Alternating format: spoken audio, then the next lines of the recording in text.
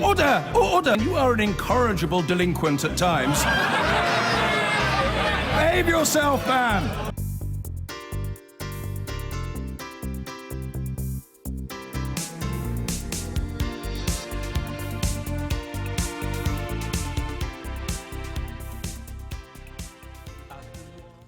Peter, will you be settling down to watch this evening's Panorama programme on Theresa May? No. Why not? Well, I think I've heard enough of Theresa May, and indeed I've also been told what's in it at such length that I don't feel any great need. Right, well, Frankly, I cannot summon up much remaining interest in the European issue. Sooner or later, they're all going to discover that the Norway option is the thing to do, and we'll tumble into it. But until then, the whole political and media class are discovering what I've known for years about the European Union. It's wonderful to watch them, but it's a very, very slow learner's project. Well, I've got some bad news for you, because you are going to have to discuss it for a little bit longer. Well, let's show you and our viewers this from Panorama. As I say, I believe we'll get a good deal. We'll bring that back from the from the EU negotiations and put that to Parliament. I think that the alternative to that will be not having a deal, because I don't think there will be I don't think the negotiations would have that deal, and B, we're leaving on the 29th of March 2019. And you can watch more of that on Panorama tonight at 8:30 this evening on BBC One. It's part of a week of special Brexit coverage across BBC News. James, there are many more options, of course, that could be put to MPs. It's not true that it's just checkers or no deal. Well, at one point, there may well have been a whole host of options, but increasingly, as the clock moves on, you get to the point where you narrow down some of the options available to you, and that's what happened through the negotiation, until you get to a proposal, which is the Chequers proposal, that delivers on the promises that we made during the referendum, but also keeps our relationship with the European Union fluid and positive. And actually, as the Prime Minister said, there's a reality about the timescale. So you can't just rewind the clock and say, oh, what I'd like to do is buy in another 2 years of negotiating time. So we've got to work on the plan that we've put forward. So is Michael Gove right, Cabinet Minister, saying that the Chequers plan, the Prime Minister's plan, was good for now, the implication being that the deal on our future relationship with the EU could be altered later on? So my understanding of what Michael said is that the things that we currently define as Brexit things, trade policy, migration policy, and all that kind of stuff, actually those will become domestic UK policy. Like all domestic policy, is changeable by future governments. That's my understanding of what he meant by that. Stella? Well, that's just a red tape nightmare for every British business, isn't it? Because the idea that they might finally get a deal only to rip it up again in March, which is what Michael Gove said. Michael Gove was very clear that as far as he was concerned, this was for now, but who knows what could happen after March. I mean, no wonder the French are calling it the blindfold Brexit. Nobody knows what is being talked about. We've got 758 different treaties that need to be rewritten. The clock is ticking. You've had 2.5 years, and it's still Brexit means breakfast means Brexit. It's a mess. Right. If it's no deal or the Chequers plan, which way will you vote? Oh, no, I don't think... I think what we need now, and I'm here, I'm very upfront about it, is I would like to put it back to the public. This, for me, isn't about rerunning the referendum. I mean, if you employed a solicitor to help you negotiate a divorce, you wouldn't just go, whatever you come up with is fine by me. You'd expect to have a say on that final deal. And I think, especially when you look at this chaos, it's only right that we give the public the chance to decide if it's the right thing. I'd also like to put into that the opportunity to say, let's cancel the whole thing altogether. Right. What about, though, if it's no deal or Chequers? Will enough MPs vote for it in Parliament to get it through? It's going to be very, very difficult for her, because the deal that she wants to do with the EU, we should point out it's not a deal yet, has no friends on either side. You know, the Labour Party has very good reasons for voting against it. People who feel strongly for Remain seem to hope that you'd flip to an option which was the Chequers deal or stay in the EU. Opponents of the deal who think it's not a hard enough Brexit think that you can reject the Chequers deal and then get no deal, which they would prefer because they see it as a clean break. So, in fact, it's one of those awful compromises which hasn't done what politics is supposed to do, which is to satisfy everyone enough. In fact, it satisfied almost almost nobody. I mean, I wonder if Peter is right, actually, that what we will end up with is a different compromise. I think if it turns out to be a temporary compromise, I like James's answer about what Michael Gove might have meant, but in fact we know that for months he's been telling Brexiters on the Tory backbenches, vote for this because it's only for now. Right. That opens up more uncertainty. But will that work, though, to get it through Parliament? I have no idea. David Cameron started this whole thing, and it's continued ever since as an effort to save the Conservative Party rather than as an effort to do anything good for the country. That's what it's always been about, just as Harold Wilson's 1970s referendum was an attempt to save the Labour Party from the same thing. And that's what it continues to be. The issue of what relations this country should have with the European Union after we leave still hasn't really been addressed or resolved because people haven't begun to understand it. The only thing which would work, which doesn't need about 20 years of negotiation in detail, is the Norway option, which you can lift off the shelf and plug in. And that is why I think increasingly that's what we're going to have to go for. But people have yet to realise just how urgent it is to come to some arrangement because they haven't read the protocols. They don't see the disasters which will happen if we simply go off the cliff edge and go straight into being a third country. Is Chequers the final deal? Could there be more concessions or, as Peter has just said, a different kind of compromise? Well, as you've already said, the Chequers proposal is the proposal. This is the document that we took to the EU. I'm certain they will want to make changes to it. The Prime Minister has already made it clear that this is very much close to the point of no return, as it were. So I don't think there is the spectrum to change it very much, or the option to change it very much. But ultimately, I mean, Stella's been, consistent in her desire to, stop Brexit. She's never been dishonest about that. But I do think when people talk about this second referendum or people's vote, and they say, well, one of the options has got to be not leaving the EU at all, I think that gives the game away. Because why not have this deal or keep negotiating, get a better deal? It's just this idea that the other alternative should be just not leaving at all. I think there's also the very important constitutional point. If a referendum is not binding, then how can you hold another referendum? Why will that be binding? You have to accept these results. The damage this has done to our constitution already is colossal. The second referendum would do No, let me much answer more. both of you, because actually, whatever my personal opinion, I think we should learn from Ireland. Now, Ireland has had two big referendums in recent history on two very controversial issues, same-sex marriage and abortion. And what they did was they let the public decide through citizens' assemblies what the questions should be. I actually think that's what we should do with this. When Chequers agreement is an oxymoron, right? It's going to fail. I think we should let the public decide what the questions should be. Now, my personal preference would be to make the argument to Citizens' Assembly to include a referendum about a referendum. All right. A Citizens' on the Assembly. previous referendum. It's allowed, and what's really important about it is in Ireland, those difficult conversations have been had where everybody's been heard and the country hasn't had the civil unrest that people are talking about.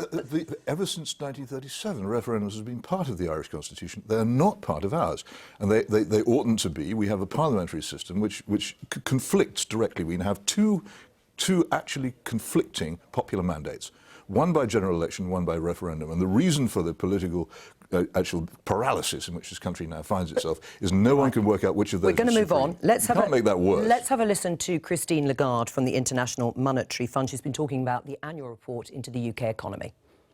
Overcoming differences, reaching agreement and closing a deal with the EU will be critical to avoid a no-deal Brexit, which would impose a very large cost on the UK economy.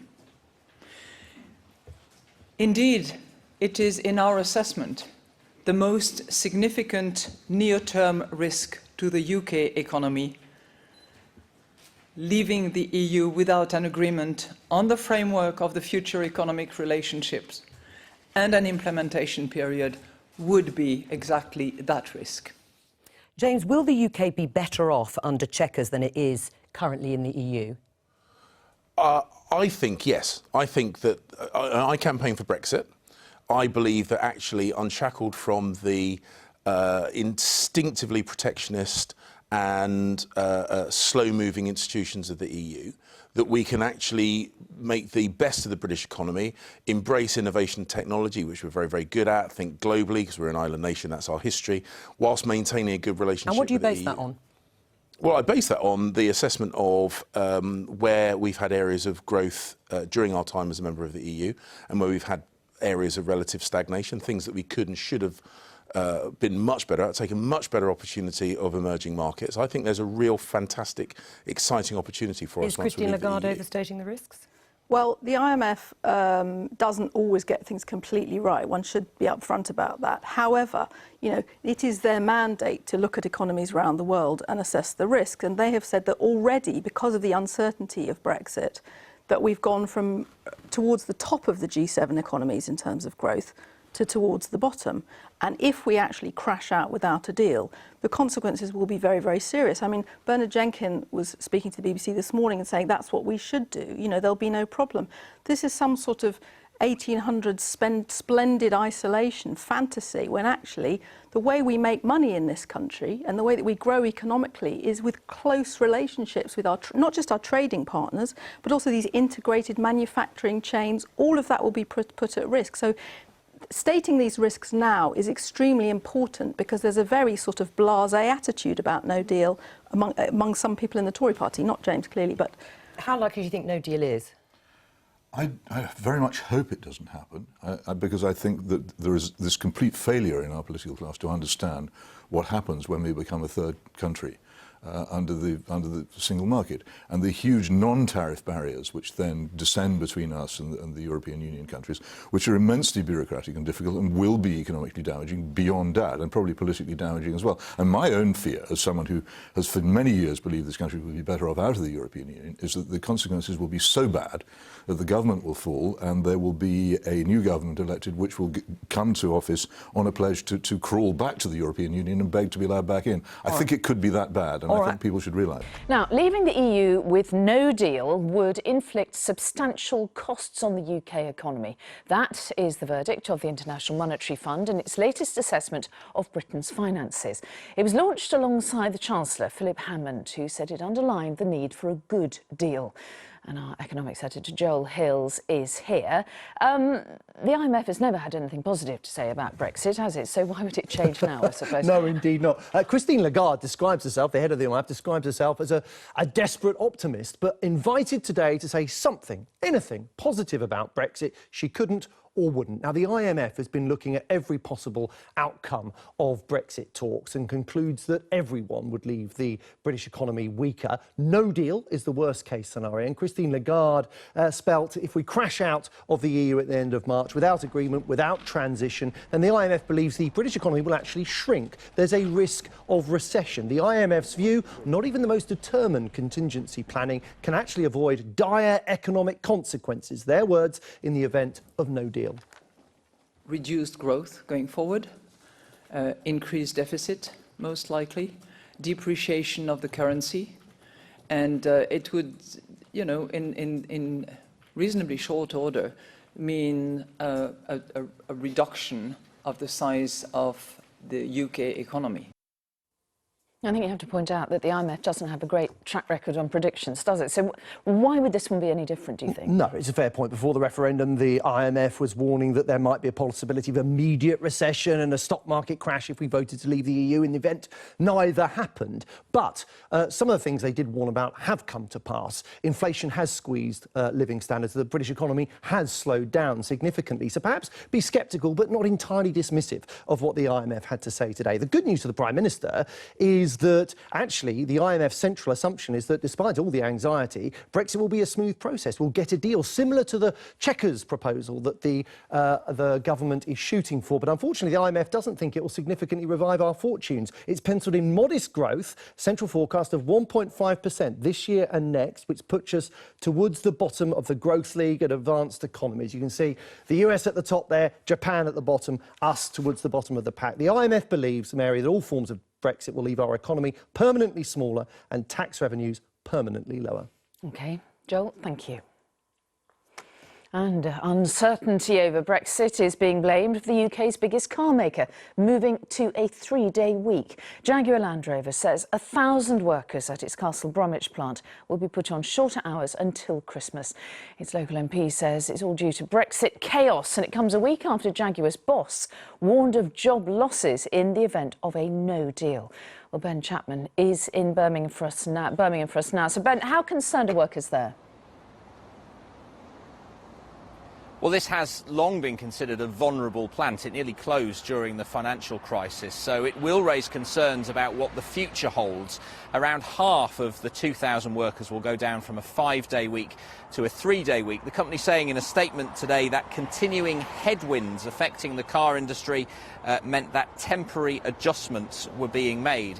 But the chief executive was far more explicit about those headwinds just last week when he said that a no-deal Brexit would be horrifying for the car industry, could force production to move overseas, could lead to the loss of tens of thousands of jobs. Now, some Brexit-supporting MPs dismissed those fears as scaremongering, but the unions have seized on the news here, blaming the government for what they described as a chaotic Brexit. Certain people in the government and Tory MPs just dismiss this as Project Fear, or they dismiss it as making things up. Well, that couldn't be further from the truth. These are people's jobs. These are good jobs. They're the jewel in the crown in manufacturing. And that's why it's absolutely important the government starts to listen to the voice of industry and the workers in the industry.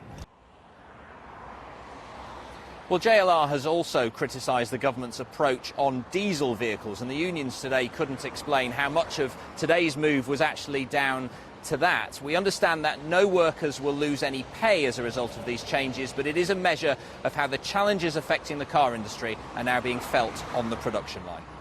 OK, Ben Chapman in Birmingham, thank you. Leaving the European Union without a Brexit deal could have dire consequences for the British economy. The International Monetary Fund has warned. The fund's boss, Christine Lagarde, said there would be costs to the UK, whatever the outcome, describing it as a daunting challenge. The Chancellor, Philip Hammond, said it was evidence that no deal would put jobs and prosperity at risk, although Number 10 didn't rush to his support, insisting the Prime Minister believed our best days are ahead of us. Our economics correspondent, Helia Ebrahimi, has this. Striding elegantly into a political minefield, Christine Lagarde, head of the IMF, in step with the Chancellor. Though she didn't use the word recession, she all but predicted the outcome, telling politicians to expect substantial costs if the UK doesn't get a deal with Europe. What I can say at this point, without disclosing any number, is that clouds on the horizon have not become lighter, but darker. Reaching agreement and closing a deal with the EU will be critical to avoid a no-deal Brexit, which would impose a very large cost on the UK economy. But with only 6 months to go, an agreement still to be hammered out on everything from pharmaceuticals to agriculture to flying planes, Madame Lagarde said it was a daunting task to get a deal done. But without it, the outcome would be significantly worse. It will be a shock to supply, and it would inevitably have a series of consequences in terms of reduced growth going forward, increased deficit, most likely, depreciation of the currency, and it would, you know, in reasonably short order, mean a reduction of the size of the UK economy. Madame Lagarde, last year you said it was unimaginable that Britain would leave Europe without an agreement. Do you accept that now that risk is very real and is a significantly worse outcome? Is that a recession?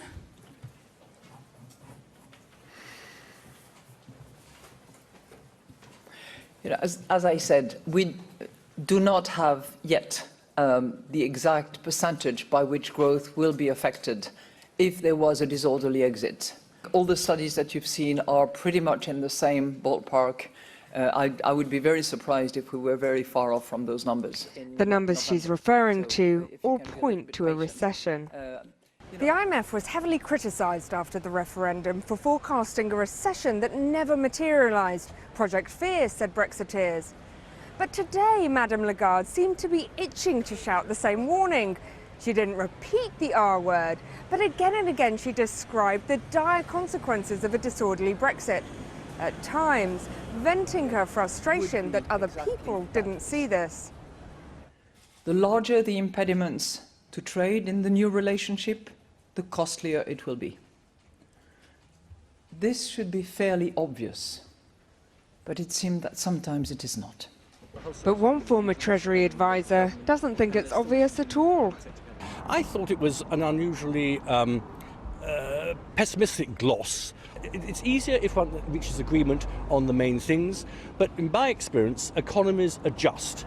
And the UK has the most flexible product and labour markets, and of course we have an adjustable exchange rate. And whatever shock we may have, we're better placed to meet it than anybody else. And many Brexiteers view no deal as something that should be embraced, not feared.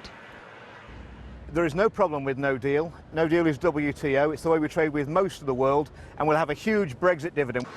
While those in Westminster debate the theoretical impact of Brexit, workers just want to know if it'll cost them their jobs. And news today from Britain's largest car maker seemed to confirm Madame Lagarde's warnings.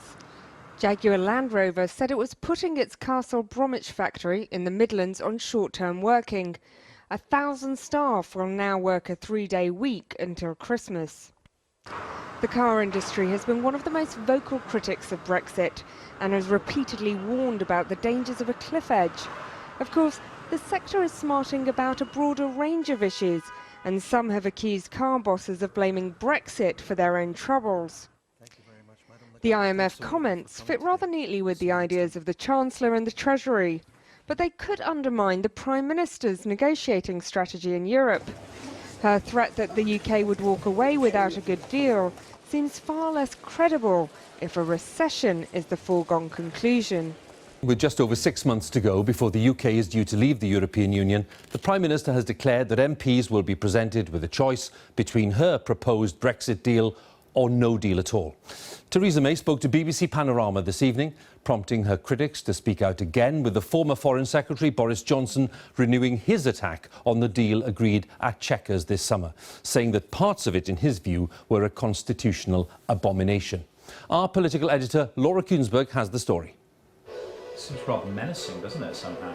I think that's the idea. It's to put pressure on the contestant. Mrs. and Mr. May might have sympathy for quiz contestants, but how much understanding can she expect as she approaches a defining few months? Determined to persuade us, the deal she hopes to forge with the European Union is the obvious choice. They have mixtures of questions. I believe we'll get a good deal. We'll bring that back from the from the EU negotiations and put that to Parliament. I think that the alternative to that will be not having a deal, because I don't think there will be, A, I don't think the negotiations would have that deal, and B, we're leaving on the 29th of March 2019. It was in the grandeur of her country home, Chequers, that she signed the cabinet up to her plan for negotiation. A compromise that's anything but comfortable for many Tories, where part of the economy would stay closely tied to the European Union. The claim that it's her way or no way, roundly rejected by some Brexiteers. I direct you to... Their cheerleader-in-chief, who quit over the plan, will not go quietly. Much of the point of Brexit is nullified. Anyway, you're not really achieving, you're not really fulfilling the mandate of the people, and you're not really coming out of the EU, and that would be a real shame, and I think a bit of a political disaster.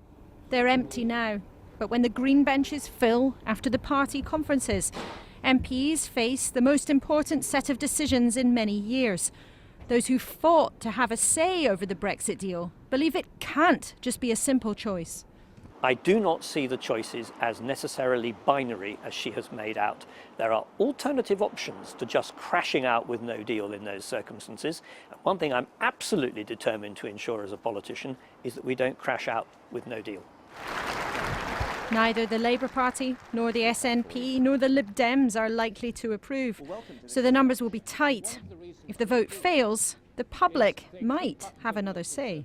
There is a growing demand that we have a people's vote on the outcome. In other words, we take the government's proposals, whatever they are, and we choose that, or we stay within the European Union. Number 10 used to say, no deal is better than a bad one. But now the Prime Minister almost seems to be saying any deal is better than none. But that's even before almost inevitable further compromise with the EU. There's just no way Theresa May can actually be sure of getting MPs in line. The first task, though, a lot more of this grip and grin. Before Parliament, she must get the Maltese leader and 26 others on her side. Laura Kunsberg, BBC News, Westminster. Well, as the Prime Minister outlined her stark choice for MPs, her colleague, the Chancellor, Philip Hammond, was warning that leaving the EU without a deal would cause economic damage and jeopardise what he called the progress of the past decade since the financial crash. He was responding to that report by the International Monetary Fund, which said that any kind of Brexit would incur a cost, but that a no-deal Brexit would be much worse. Our economics editor, Kamal Ahmed, has more details. It is coming towards us at pace. Brexit Day. So much still to do, a daunting prospect, the IMF said, as they arrived from America for the annual analysis of the UK economy. Christine Lagarde said it was time for wise heads to get a deal done. Overcoming differences, reaching agreement, and closing a deal with the EU will be critical to avoid a no-deal Brexit, which would impose a very large cost on the UK economy. Madam Lagarde, if there is a deal, maybe based around the Chequers plan, would that see an immediate boost to the UK economy because there would be a releasing of pent-up demand? Any deal will not be as good as the smooth process under which goods, services, people and capital move around between the EU and the UK, without barriers, without impediments and particular obstacles. Alongside the Chancellor, in almost full agreement. We must heed the clear warnings of the IMF and others of the significant cost that not reaching a deal with the EU will have for British jobs and British prosperity. Today, Jaguar Land Rover said it would go to a 3-day week because of headwinds affecting the car industry, days after its chief executive warned a no-deal Brexit would be horrifying. The IMF said a weaker pound had helped exports, and the Governor of the Bank of England has argued a close deal could see an economic boost.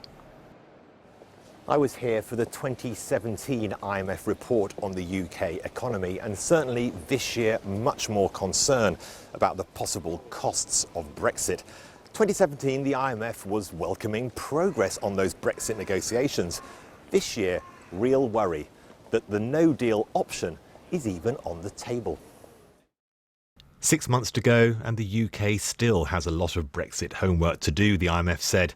No sign, as far as that economic body is concerned, of, as yet, any Brexit dividend. Kamal Ahmed, BBC News. Well, let's go live to Westminster. Laura Kunsberg is there, our political editor. Laura, can the choice outlined by the Prime Minister today be as stark as she suggests it is?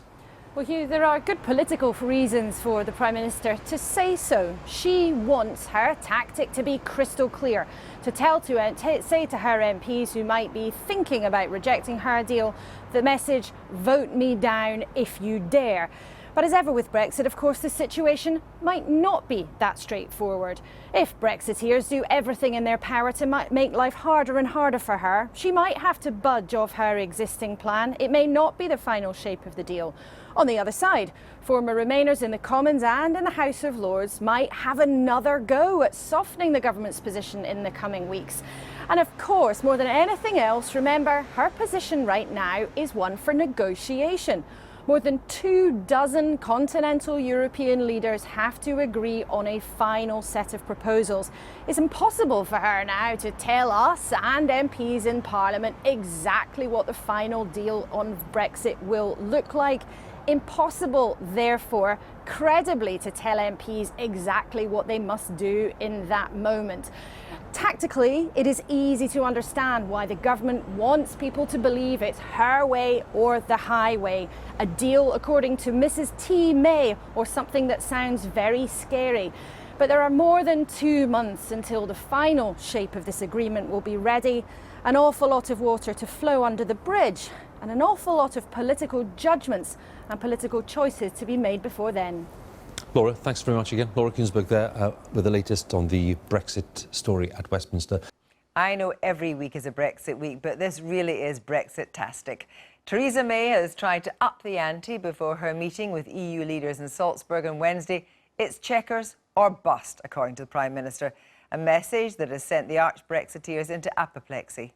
She thinks that will get her over the line to an agreement in an historic UK-EU summit in November. She might even welcome Christine Lagarde's intervention, promoting the IMF view that all kinds of exit will cost the UK economy, but if there's a disruptive exit, no deal, the contraction of the economy could lead to a recession. Theresa May might even secretly welcome the hard industrial reality today, the announcement that Jaguar Land Rover is so concerned about headwinds, including Brexit trade worries, that it has cut 1,000 workers to a 3-day week until Christmas. The announcement came just hours after arch-Brexiteer MP Sir Bernard Jenkins accused the company's chief executive of making up fears over the impact of a hard Brexit. Well, I'm joined now by our business editor, Helen Thomas. What is the significance of the news from Jaguar Land Rover, a 3-day week? Well, so we're talking about half the workforce at the Castle Bromwich plant in the West Midlands. As you say, 3-day week until Christmas, and they're reining in production to fit with reduced demand. And part of that is reduced sales, reduced confidence around Brexit. Now, it affects about 1,000 people, but the sort of broader significance is that last week the CEO, Ralph Speeth, he warned that a no-deal Brexit could mean tens of thousands of job losses. He called it horrifying. And as you said, the company's been accused of scaremongering. Recently, Dominic Raab sort of suggested that companies were using Brexit as an excuse when things weren't going well in their business. Now, in fairness, Jaguar Land Rover does have other problems. You know, they're very reliant on diesel, and diesel vehicle sales are down about 30% this year in the UK. So, and they've been upfront about that. But I think the idea that these no-deal warnings are just sort of bluff and buster is becoming fanciful, really. But what is going to be the main possible problem for car manufacturers, aircraft manufacturers? Well, so, you know, I spoke to several car makers today, and there is a genuine sense that they don't know how they make cars the day after a no-deal cliff-edge Brexit or the weeks after. Because you're talking about 350 lorries a day arriving at these plants, you know, thousands of car parts per vehicle. And the scale of it, to some extent, sort of defies contingency planning. Not only that, Christine Lagarde put her tuppence worth in today, well, he took our tuppence worth away. Well, no, exactly, and that, you know, the IMF really was just adding to this message about the hard realities of no deal. You know, they did make the point that they see an economic cost in all Brexit scenarios. You know, new trade agreements might help in the future, but you still don't, you know, you still have a cost. But the real warning was about no deal, disorderly Brexit in March. They talked about dire economic consequences, and this is what she had to say.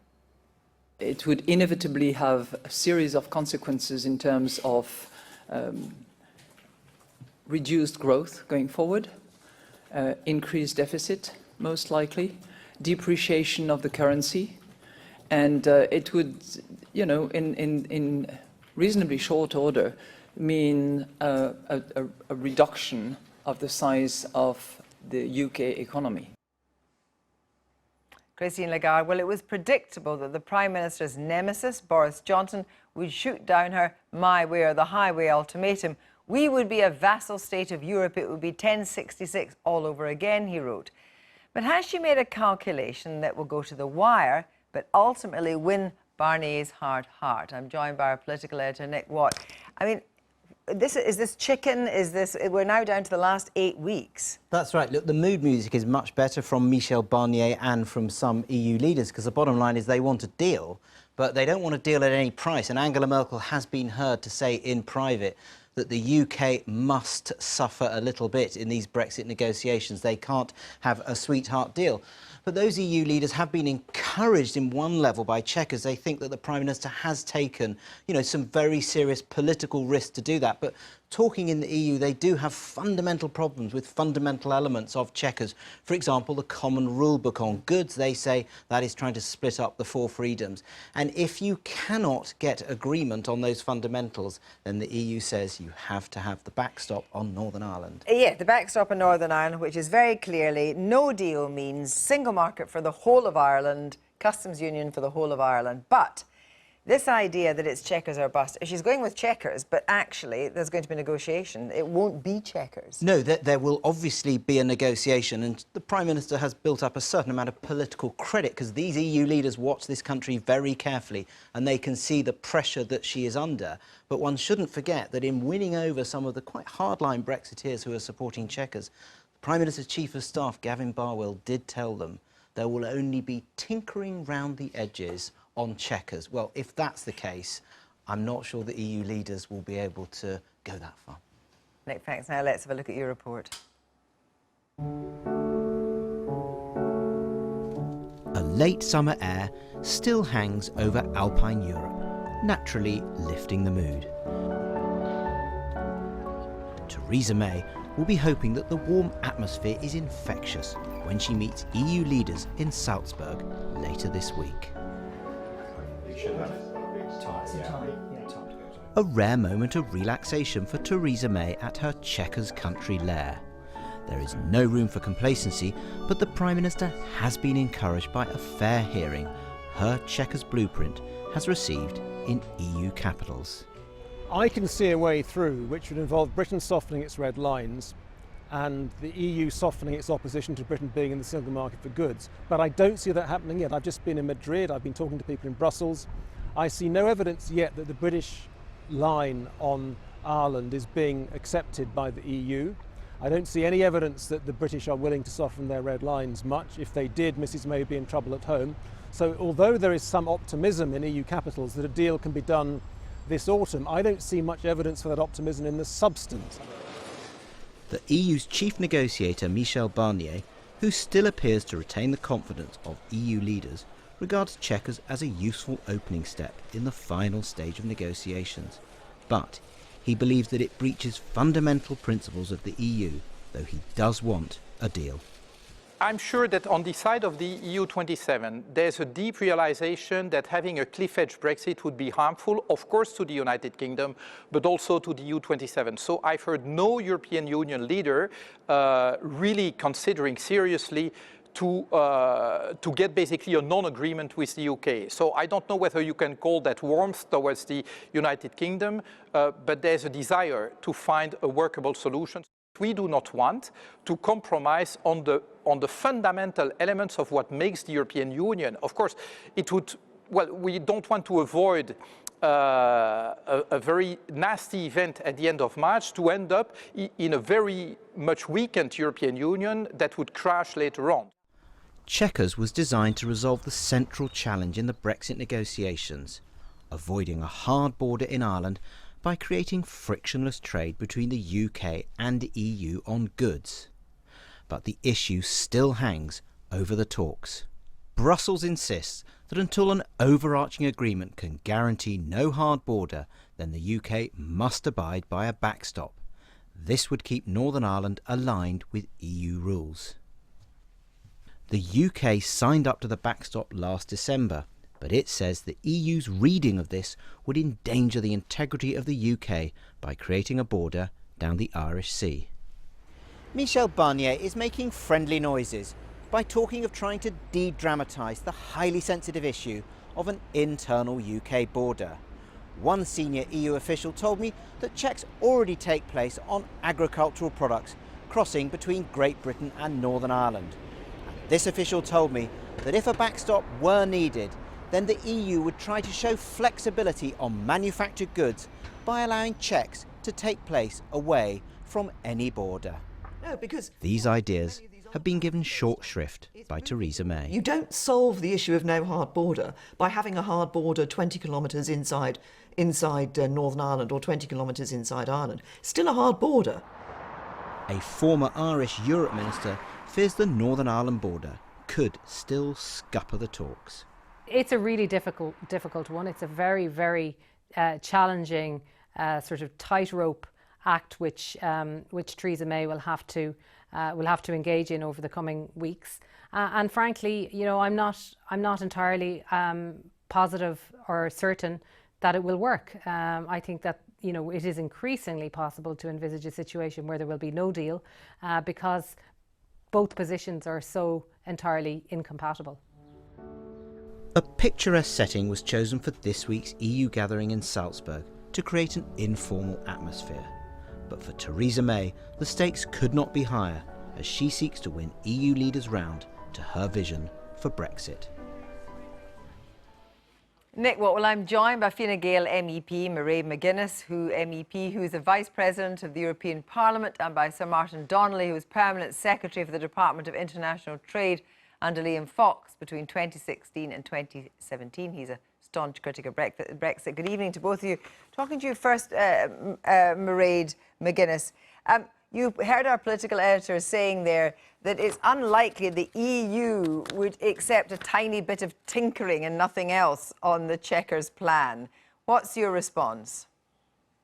Well, look, it depends on how you define tinkering, I suppose, and Brexit is a story that keeps giving. And one of the difficulties is that I feel at this stage the media need a story on Brexit every single day, including this week, which is an important week, but not the end game, if you like. Let's be very clear. The Chequers paper, I welcomed it when it was published because it was a movement towards the negotiations. And I think Michel Barnier has done likewise.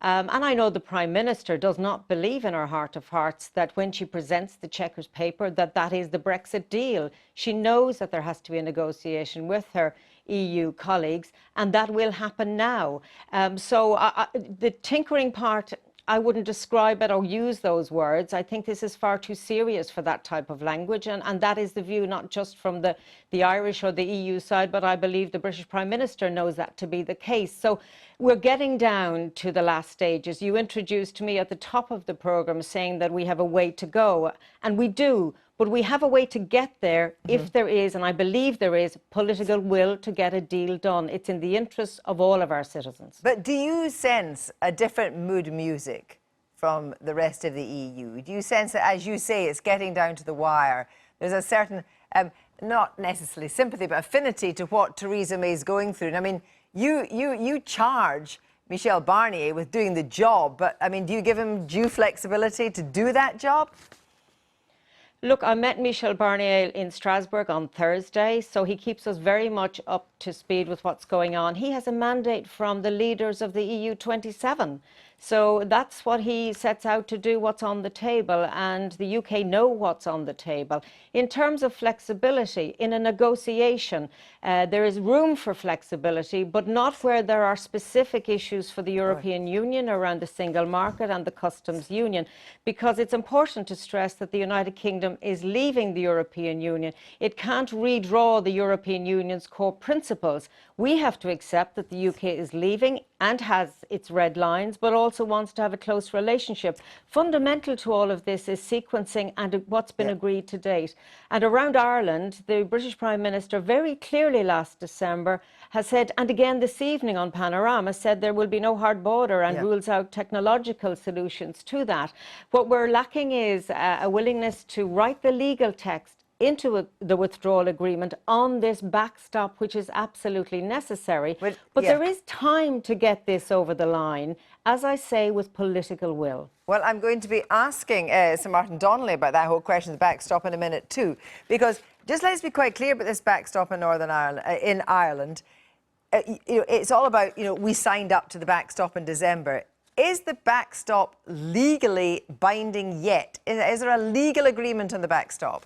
Which again, as I say, is, keeping the whole of Ireland as a single market in the customs union and so forth. Is there actually a legal agreement on that? There's a December commitment both parties signed up to. The withdrawal agreement has to be a legal agreement, and contained therein is the Irish backstop. And the disagreement is not that it happens, but it's the wording, because of concerns mainly from the DUP, who are in government with the Conservative Party, about borders. And none of us want borders, but we do, on the island of Ireland question, need certainty, because there is the history of the Good Friday Agreement and a desire for us to keep progress going, even if it is difficult in Northern Ireland. So, talking about Chequers then, and the movement towards the idea that there will be no border at all, but technology, simply, I suppose, barcodes and other things, will solve that issue. Has there been some movement on that? Do you think that's a reasonable proposition? On You goods. see, I think you're putting the cart before the horse, if I may say so, in terms of all of this discussion. And some of the coverage of what's happening just doesn't get to grips with the sequencing and the realities of what we're dealing with here. In a way, the referendum ignored the Irish question, and we're having to deal with the consequences now as we approach Brexit at the end of March. And in my view, and I said this to David Lidington last week when I met him in Strasbourg, we had a very good exchange. If we can get the withdrawal agreement text resolved, that in the event of us failing to do a future trade agreement, which I believe shouldn't be the case, but we have this backstop that is legal and certain and operative and workable in that scenario. If we get that agreed, all else is possible because we have that certainty, and everything will be easier then coming up to March when the United Kingdom leaves. The difficulty now is that people are throwing everything together, expecting the future to be painted before we deal with the present or indeed the past. And all of that is not possible in the time frame that's there. And I don't like the headlines of saying no deal better than a bad deal and all of these deal or no deal. That's not relevant to the people I represent, and indeed can hurt the people I represent. We're at a stage in the negotiations where we know it won't be cracked this week, despite some of the hype. We know that there is a willingness to calm the situation so that progress can be made, and we understand the difficulties that the British Prime Minister faces internally, and we work towards, we hope, a November agreement. Well, thank you very much for that. I'm going to turn now to Sir Martin Donnelly and get some more clarity, I hope, on this. I mean, we're in a situation now where the only thing that's on the table is the Chequers agreement, and as we've just heard, that is only a negotiating position. Tell me what you make of that. Is that the only thing that's likely to be the thing that's negotiated? Well, in the real world that business has to deal with, there is a huge amount of uncertainty about what happens in 6 months' time. Chequers, if you like, is a starting point for the negotiation after we have left. But in order to get into the transition period, to give us time to negotiate that, we need the withdrawal agreement, as we've heard, and that has to have the Northern Ireland backstop in legal language. And you don't believe it's in legal language now? It is not yet in agreed legal language, although we have committed ourselves very clearly to maintaining full alignment with the Customs Union and the single market for Northern Ireland if we cannot find a deal. Right, so that's that at the moment. But the other problems we have are whether or not what is actually on the table, as I was putting to Marie McGuinness, about the idea of what kind of checks would there be for movement. Now, I seem to remember David Davis talking about barcodes and technology a long time ago, and here we are again. And it's not just about customs or lorries. It's about the border communities. It's about the people who use schools and pharmacies, hospitals, transport, both sides of the border. What we're committing ourselves to is that that open border continues as now, with the same sets of regulations, ensuring that your doctor, your midwife, your bus driver are trained to the same standards, that we keep the border open. A lot of it is going to be about services. It's not just about goods, and it's about services from Belfast in insurance or business or accountancy or plumbing over the border. Is it doable then, in your view? We have got to put in legal language what we have committed ourselves to do. And we've got to do that quickly, because the longer we leave it, the more business finds the uncertainty is leaching jobs away from the UK. What do you make of Sir Bernard Jenkins pouring scorn, maybe that's putting it too hard, on the whole idea that Jaguar has to go down to a 3-day week, is concerned about the Brexit impact? Well, it's clearly not just Brexit, but what we've heard now from pretty much all the car companies is that they're set up on the basis of an integrated supply chain. Honda said they can get parts from anywhere in Europe between 5 hours and 24 hours now. After a hard Brexit, it could take over a week. You can't run an integrated competitive supply chain on that basis, and a lot of jobs are at risk. You know, investment in the British car industry is a third of what it was in 2015 because of all this uncertainty about what businesses can do after March.